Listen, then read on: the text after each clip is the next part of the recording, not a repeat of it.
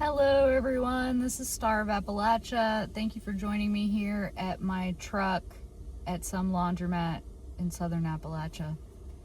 Today I wanted to talk to you about garden variety mysticism. And this video starts with a story. One time, a couple years ago, I was involved in this book club. It was like a spiritual book club where we read spiritual books and then got together and discussed the books. And one of my friends in the book club, we got into this. It was this book that was talking about apophatic theology and desert fathers and stuff like that.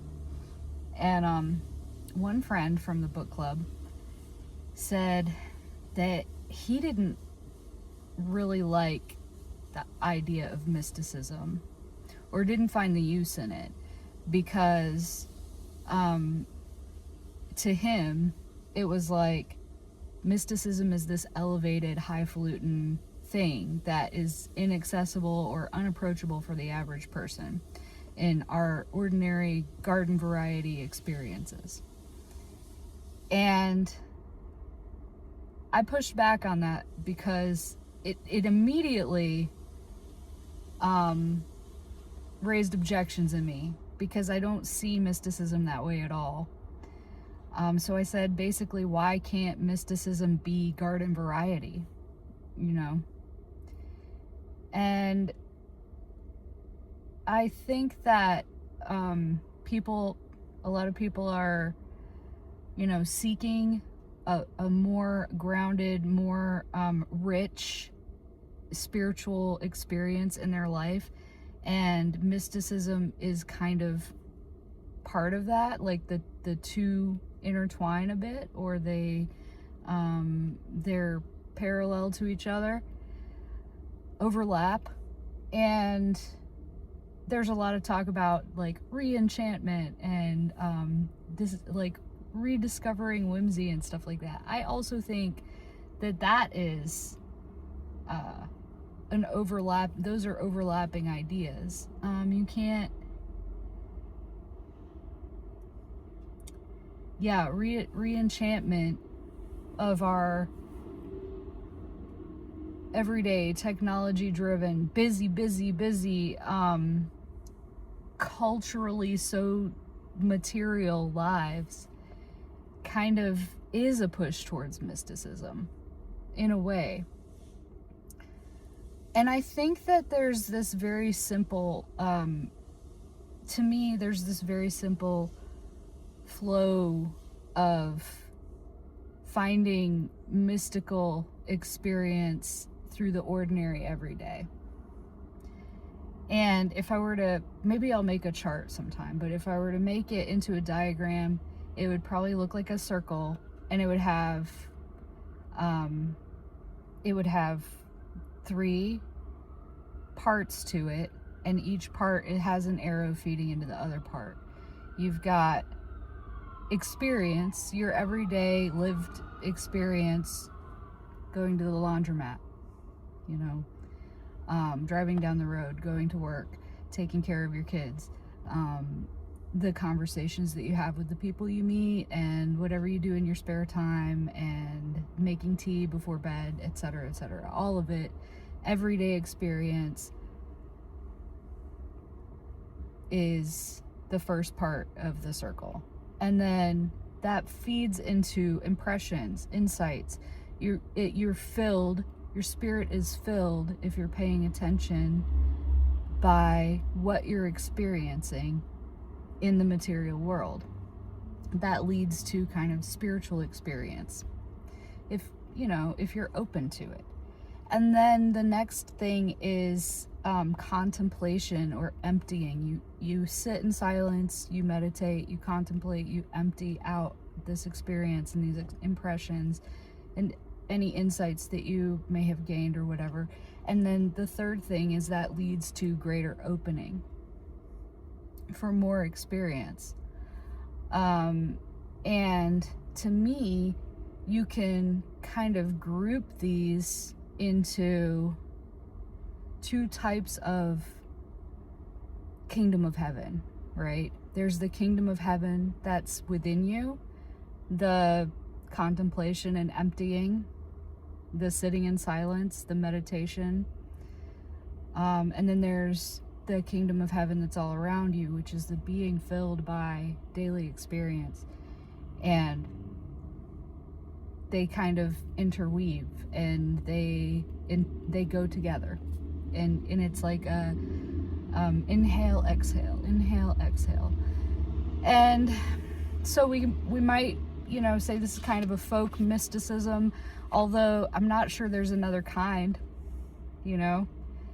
but garden variety experiences can be very mystical.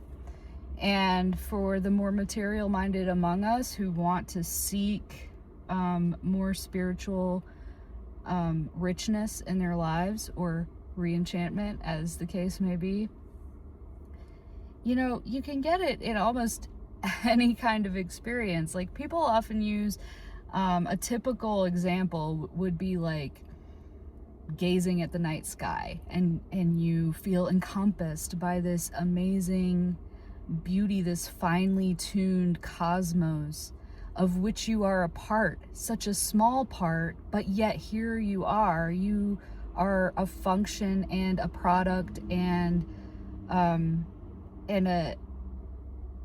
undeniable piece of this amazing universe. A lot of agnostics and atheists like to point out that you don't have to be religious to have this type of experience, and it really is. It's a mystical experience. It is an experience of oneness and connectedness with all that is, and an experience of the grandeur of being. So it's one side of the mystical equation, and it's a the fullness of it, and but it doesn't even have to be that grand, right? Or that striking. Everyday simple experiences. I often I joke that bird sight, I find meaning in bird sightings. You can find signs in anything if you're insane enough. I saw a meme that said that the other day. I thought that was funny. But bird sightings, like, what kind of bird is it? What is it trying to tell me? Many folk traditions and Native Americans, but also folk traditions from all around the world have symbolic meaning attached to animals and birds and plants even, and that when you sight these other beings in your goings about every day, they might have some kind of message for you. It might be nice to be open to whatever messages they might want to deliver to you. And so yes, bird sightings. When I see a heron, it means something to me. When I see a flock of turkeys, that means something. And sometimes these little sightings and the meanings that they evoke in us can lead to the answer to a question we needed the answer to, or an idea for something to do for a problem that's been irritating us, and things like that. I've had that happen multiple times. For instance, my daughter had been seeing turkeys all the time, and we kind of looked up the symbology of it, of the turkey based on different folk traditions, and found out that it was, the traditional symbology was in fact applicable to what she was going through, like, emotionally and in her life. And then there was a log out on the mountain behind our house. There was this log that was covered with gorgeous bright blue turkey tail mushrooms around the same time. And one day she was sitting out there. She likes to go out there and, have her little quiet time, play guitar sometimes. And she was sitting out there, and turkeys started coming up to her. Not super, super close, but close enough where it felt special. And they were near the turkey tail mushrooms. And it only occurred to us later, after a friend of ours suggested it, maybe you should make a turkey tail mushroom tincture, and that would be a really good medicine for, things that you're going through right now, which are physical ailments. And indeed, the turkey tail mushroom does have compounds in it that that would help address some of those physical ailments, or that could. And so, I don't know. Was it an intentional message from the universe? You can't say for sure. You can't say yes for sure it was, or no, definitely it was just random, a random occurrence. But I think if we are open to having, messages and communications delivered in this way, it can't hurt, right? And so, bird sightings are a big one for me. In Sufi mysticism, they make a whole big deal out of birds, and they have, in fact, there are all these birds that represent different phases of the path of spiritual enlightenment, the quest for spiritual growth.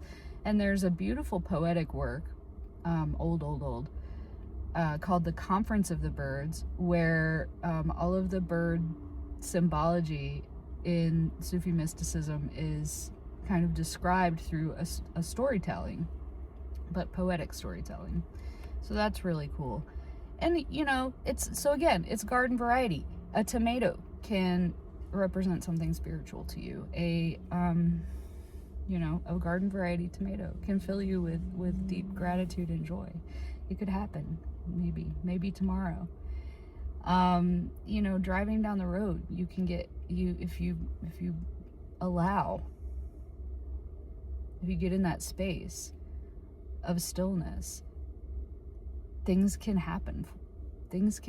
Messages can be received, insights, impressions, and all of this is part of our spiritual beingness in the material physical world. So I would just encourage you to be open to the idea that something like that might be possible. And then once you decide, yes, it's possible, you might discover that it's not only possible, it's happening all the time, and your spirit interacts with the spirit in the world around you. Spirit interacts with each other 24/7.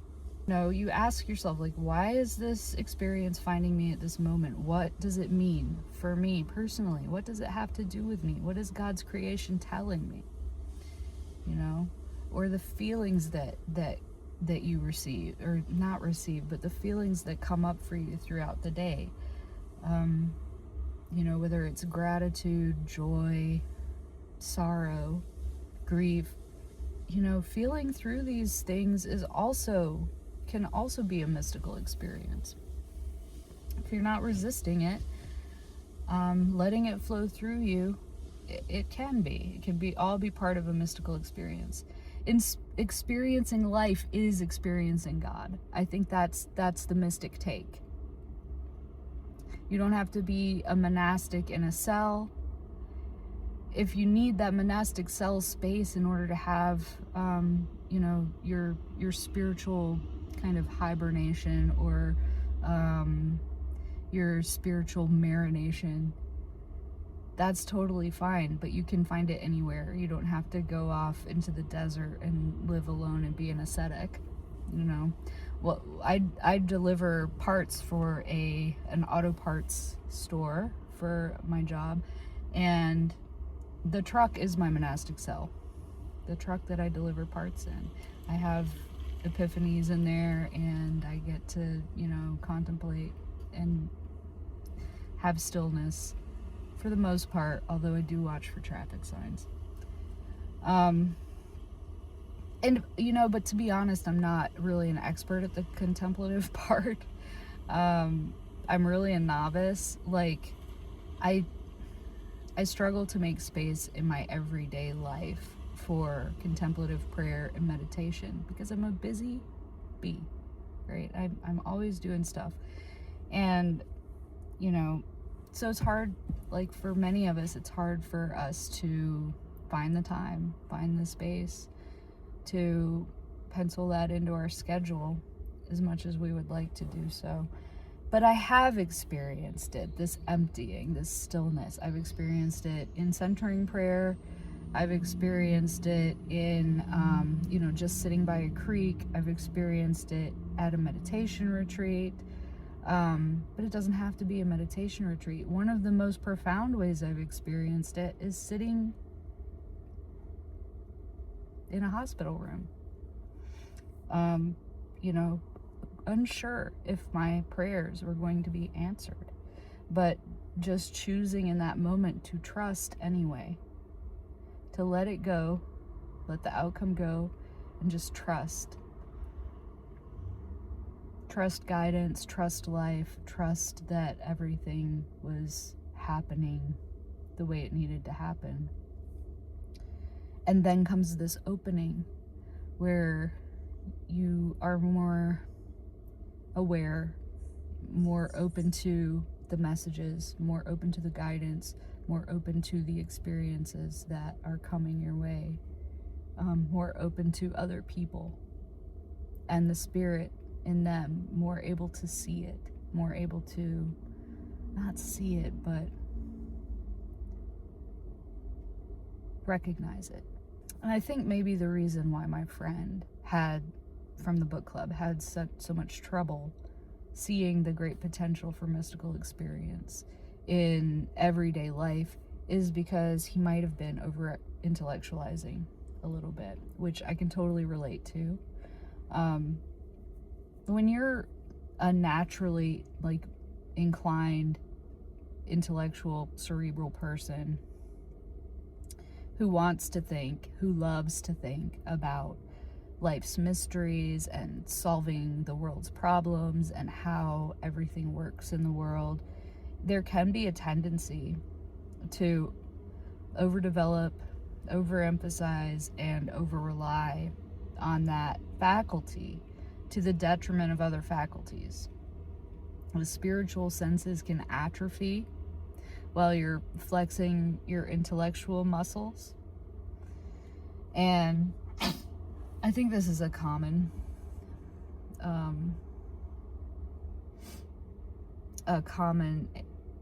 ailment or deficiency, a common deficiency among people in our modern age, because modern life really emphasizes either the emotional or the intellectual side of things, rather than the spiritual side of things, and so those faculties are strengthened depending on the type of person you are. You might be more emotional or more mental, but those emotional and mental faculties tend to be stronger and outshine the spiritual senses or the spiritual faculties, and it leaves you kind of limping through life, I believe. But if you can quiet down the thinking, the overthinking about things, and kind of enter into, I hate to be trite, but kind of enter into the state of childlike wonder, oh, I don't know what it is. I don't know what it is, but it is. I can tell that it is. And that can happen in everyday moments. Washing the dishes, sitting in your truck outside the laundromat, etc. Anyway, thank you for joining me at this laundromat on this beautiful day in southern Appalachia. I hope that you have a wonderful week filled with mystical moments.